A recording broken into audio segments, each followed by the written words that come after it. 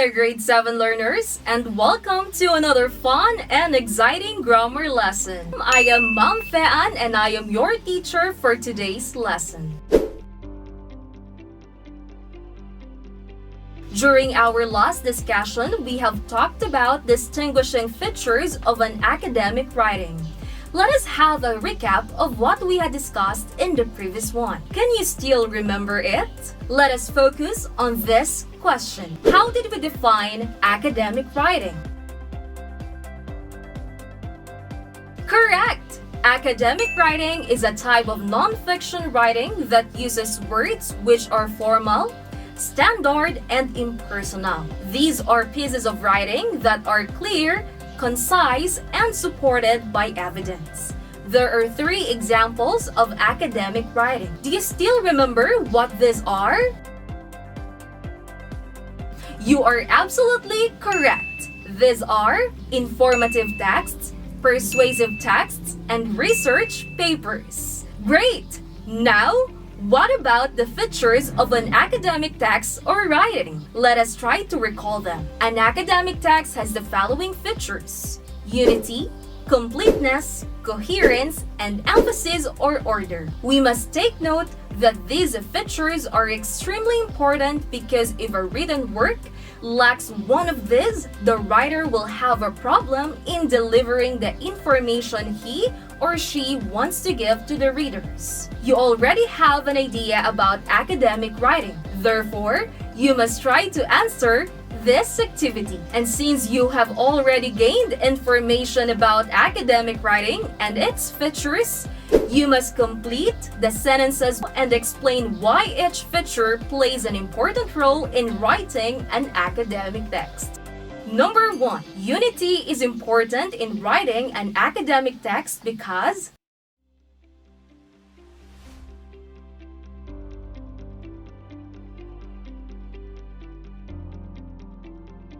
for number 2 and 3, completeness and coherence are important in academic writing because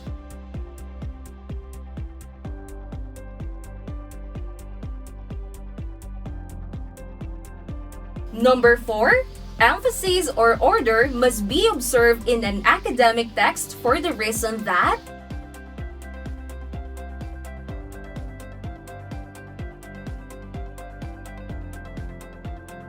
number 5, an academic text must have all these features because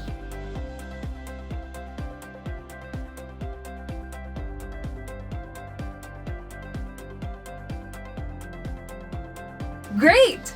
Today, we are going to talk about interpersonal communication. Brace yourselves as we are now going to explore another part of the English world. At the end of this episode, you are expected to identify different forms of interpersonal communication, supply appropriate words or phrases to complete a conversation, and employ a variety of strategies for effective interpersonal communication by writing a short dialogue or conversation.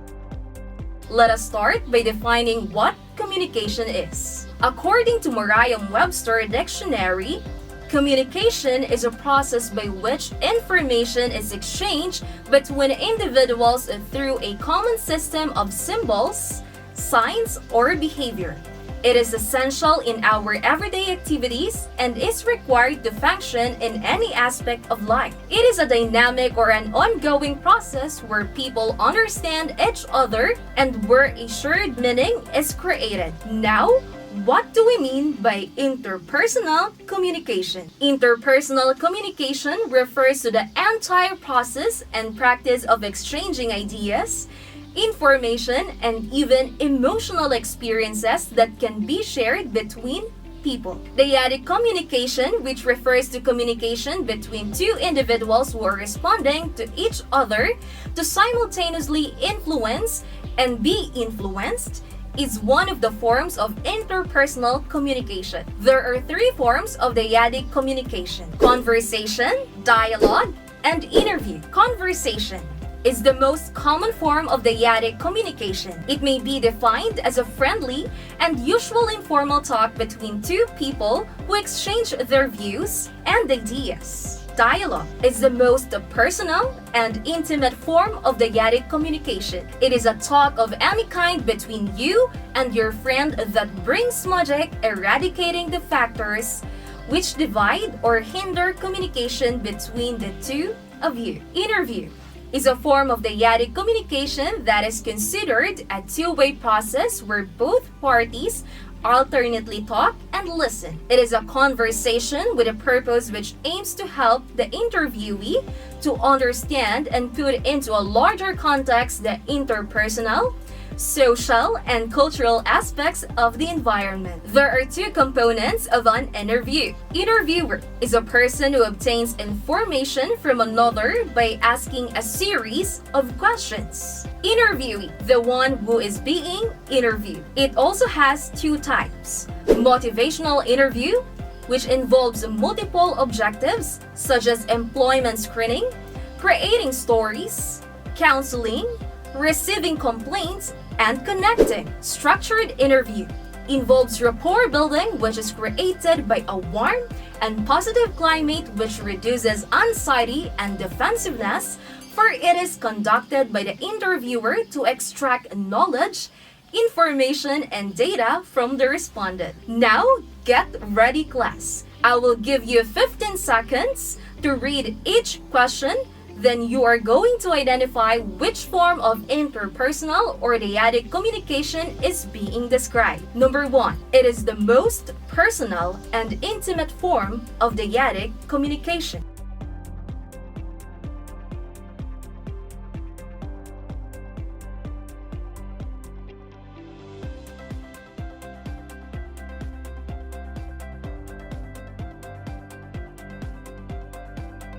Number 2.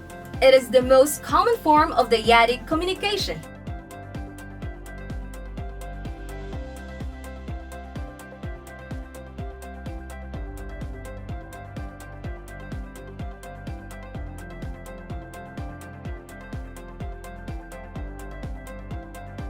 Number 3. It may be defined as a friendly and usual informal talk between two people who exchange their views and ideas.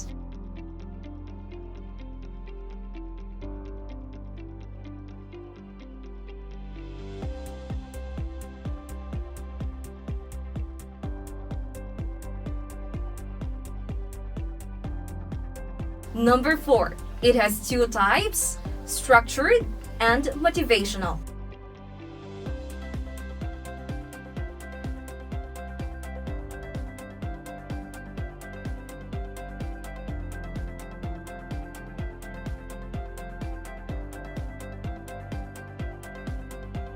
Number 5. It is a talk of any kind between you and your friend that brings magic, eradicating the factors which divide or hinder communication between the two of you.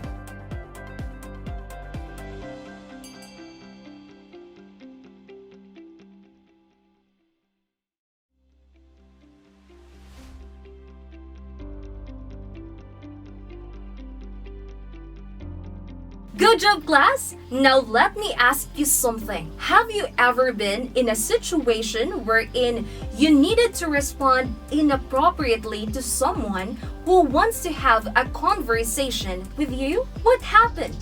In your opinion, was it effective or not?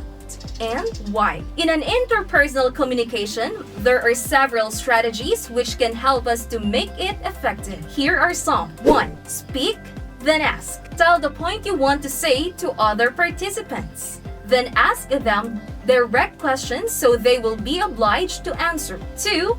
Use conjunctions, such as however, as a result, and on the contrary, appropriately to lengthen your turn. Number 3. Use phrases for agreeing or disagreeing. 4. Use fillers such as let me see and let me think for pauses. Number 5. Avoid interruptions by beginning your speech with phrases that will make learners anticipate. Alright, class, our exploration does not end here. Let us look at the following.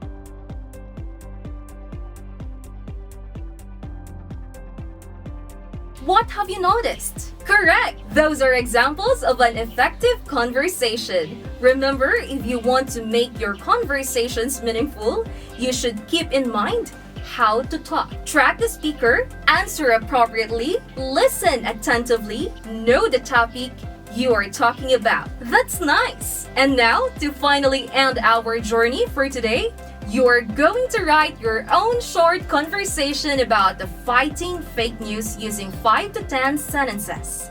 You can make an introduction or greetings in the conversation you are going to make. It goes something like this. Maria. Hi, Diego. Have you seen the latest post about COVID? Diego. Yes. They said that one can be infected with COVID if she or he does not eat rice. Maria. Huh? That seems to be wrong. You may have been a victim of fake news. Alright, I hope you learned a lot from our lesson today. Always put into mind that communication is not just about words, but about how people exchange ideas to generate a meaningful discussion. That's all, and see you again in our next journey.